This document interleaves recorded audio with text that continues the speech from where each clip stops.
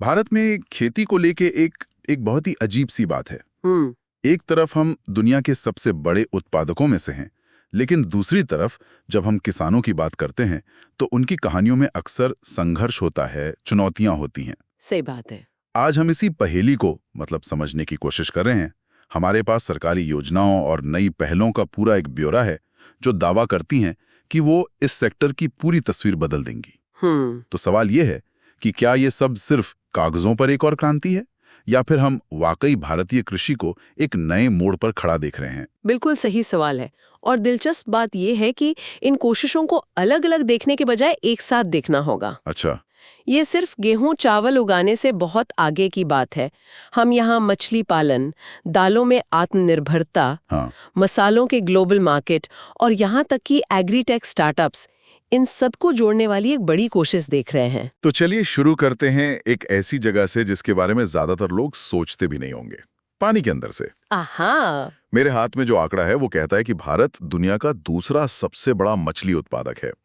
लेकिन हैरान करने वाली बात यह है कि इसका करीब 75% उत्पादन समुद्र से नहीं बल्कि देश के अंदर, मतलब नदियों तालाबों से आता है। यहीं पर प्रधानमंत्री मत्स्य संपदा योजना या PMSY का जिक्र आता है। इसे 5 साल हो गए हैं, जमीन पर क्या बदला है? देखिए, ये योजना एक बहुत बड़ी सोच का नतीजा है।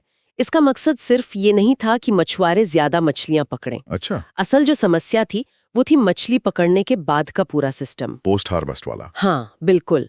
जैसे कोल्ड स्टोरेज की कमी, सही ट्रांसपोर्ट न होना, प्रोसेसिंग यूनिट्स का अभाव। इस योजना ने इन्हीं कमियों को, इन्हीं गैप्स को भरने पर फोकस किया है। आपने कहा कि ये एक अम्ब्रेला स्कीम है। इसमें सेंट्रल सेक्टर और सेंट्रली स्पॉन्सर्ड दोनों तरह की परियोजनाएं हैं। आम भाषा में इसका क्या मतलब हुआ? बहुत अच्छा सवाल है।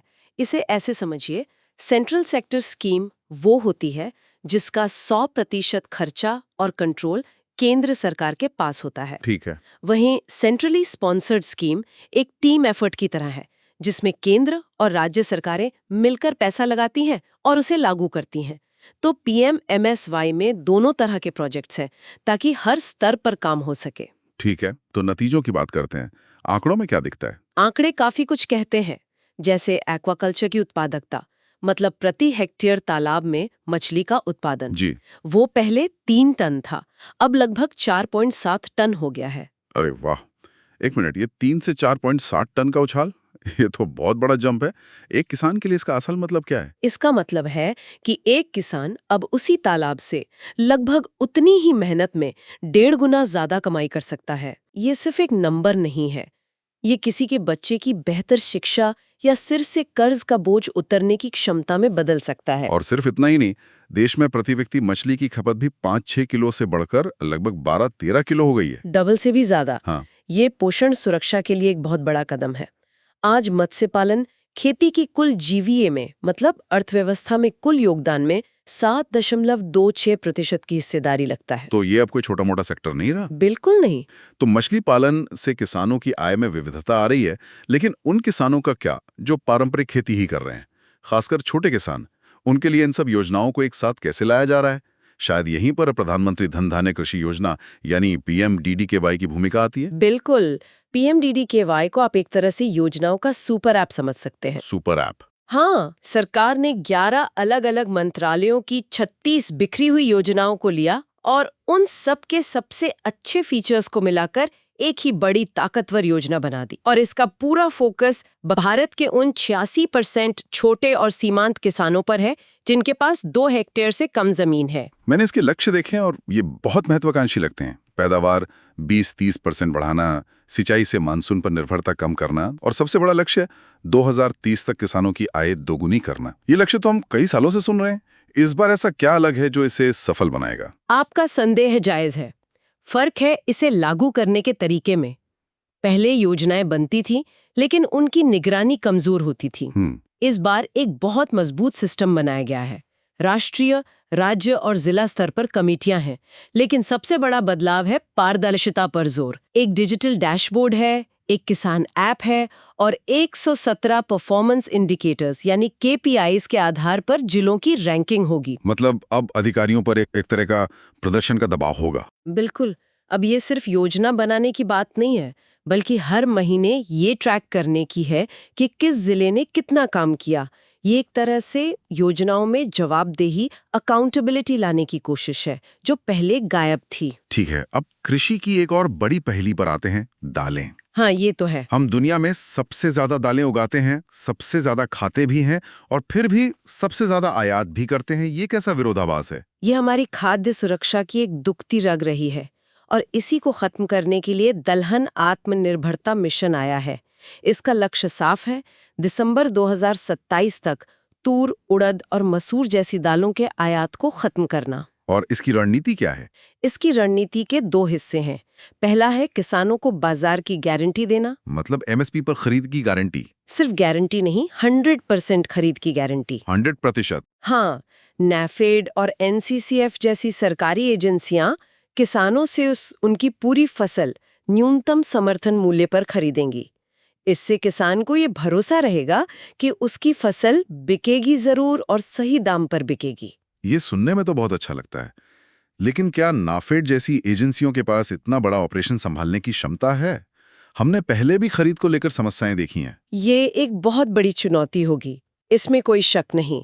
लॉजिस्टिक्स, भंडारण और पेमेंट साइकिल को सुचारू रखना होगा, लेकिन रणनीति का दूसरा हिस्सा यहीं काम आता है। अच्छा। वो तकनीक और बेहतर बीजों से जुड़ा है। साथी नाम का एक पोर्टल बनाया गया है, जिसके जरिए किसानों को ज्यादा उपज देने वाले, कीड़ों से लड़ने वाले और जलवायु परिवर्तन को झेल सकने वाले बीज दिए जाएंगे। मतलब एक तरफ बाजार का भरोसा और दूसरी तरफ बेहतर पैदावार के साधन। बिल्कुल। बेहतर बीज तो मिल जाएंगे, लेकिन बिना पानी के तो सब बेकार है। यहीं पर MCADWM यानी कमांड एरिया डेवलपमेंट और वाटर मैनेजमेंट के आधुनिकीकरण की बात आती है।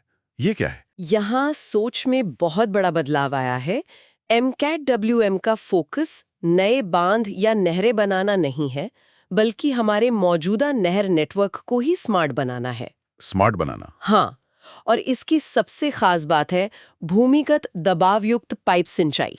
मतलब खुली नहरों की जगह पाइपलाइन? हाँ, और वो भी सीधे खेत के गेट तक। इससे पानी का भाप बनकर उड़ना और रिसाव, जो हमारी सबसे बड़ी समस्याएं हैं, लगभग खत्म हो जाएगा। और इसे और सटीक बनाने के लिए SCDACA जैसी तकनीक का इस्तेमाल होगा। एक मिनट, स्कैडा, ये सुनने में बहुत हाईटेक लगता है। क्या आप इसे सरल शब्दों में समझा सकती हैं कि ये किसान के लिए कैसे काम करेगा? जरूर। स्काडा को आप नहरों के लिए एक तरह का स्मार्ट मीटर और कंट्रोल सिस्टम समझ सकते हैं। ये ठीक बताता है कि किस पाइपलाइन से किस खेत तक कितना पानी पहुंचा, कहीं कोई लीकेज तो नहीं है। इससे पानी की चोरी और बर्बादी दोनों रुकती है और ये सुनिश्चित होता है कि हर किसान को उसके हिस्से का पानी मिले। ठीक है, तो हमने बुनियादी फसलों और पानी की बात की। अब जरा कुछ महंगी यानी हाई वैल्यू फसलों की ओर चलते हैं, जैसे हल्दी। Golden spice. हाँ, गोल्डन स्पाइस। हाल ही में तेलंगाना में राष्ट्रीय हल्दी बोर्ड का मुख्यालय बना है। भारत दुनिया की 70% हल्दी उगाता है। ये तो कमाल का आंकड़ा है। बिल्कुल। और इस बोर्ड को आप एक फिल्म के डायरेक्टर की तरह समझ सकती हैं। अच्छा। इसका काम सिर्फ ये देखना नहीं है कि हल्दी उगाई जाए, बल्कि ये भी सुनिश्चित करना है कि उसकी ब्रांडिंग हो, उसे निर्यात के लिए बेहतर बनाया जाए, वो अंतर्राष्ट्रीय बाजार में हिट हो और उसका फायदा सांगली या लकड़ोंग जैसी खास GI टैग वाली हल्दी उगाने वाले छोटे से छोटे किसान तक पहुंचे। मतलब ये पूरी वैल्यू चेन को मैनेज करने के बारे में। एग्जैक्टली। और जब हम कृषि की विरासत की बात करते हैं तो MS स्वामीनाथन का नाम लिए बिना ये चर्चा अधूरी है। हाँ। उनकी 100वीं जयंती भी है। हम सब उन्हें हरित क्रांति का जनक मानते हैं, पर उनका योगदान क्या सिर्फ उतना ही था? उनका योगदान हरित क्रांति से कहीं आगे और कहीं ज्यादा गहरा है। असल में उन्होंने खुद बाद में हरित क्रांति के कुछ दुष्प्रभावों को देखकर सदाबहार क्रांति यानी एवरग्रीन रेवोल्यूशन की अवधारणा दी। सदाबहार क्रांति, आज के दौर में इसका क्या मतलब है? इसका मतलब था उत्पादकता बढ़ाओ, लेकिन पर्यावरण को नुकसान पहुंचाए बिना। सस्टेनेबिलिटी। हाँ, सस्टेनेबिलिटी। उन्होंने चेतावनी दी थी कि रासायनिक उर्वरकों और कीटनाशकों का अत्यधिक उपयोग हमारी जमीन को बंजर कर देगा। आज जब हम जलवायु परिवर्तन की बात कर रहे हैं, तो उनकी ये सोच और भी ज्यादा प्रासंगिक हो गई है। सही बात है। उन्होंने हमेशा उत्पादन के साथ साथ स्थिरता और किसान के हक को केंद्र में रखा। इन बड़ी योजनाओं के अलावा भी कुछ दिलचस्प पहले हुई हैं। मैंने एक नाम देखा, भारती, BHARTI, ये कुछ अलग लग रहा है। स्टार्टअप्स और एक्सपोर्ट की बात करता है। इसकी कहानी क्या है? भारतीय कृषि में नई पीढ़ी को लाने की एक कोशिश है। इसे एपीरा ने शुरू किया है और इसका मकसद है 100 एग्रो फूड स्टार्टअप्स को मदद देना। 100 स्टार्टअप्स। जी। लक्ष्य है 2030 तक $50 बिलियन का कृषि निर्यात हासिल करना।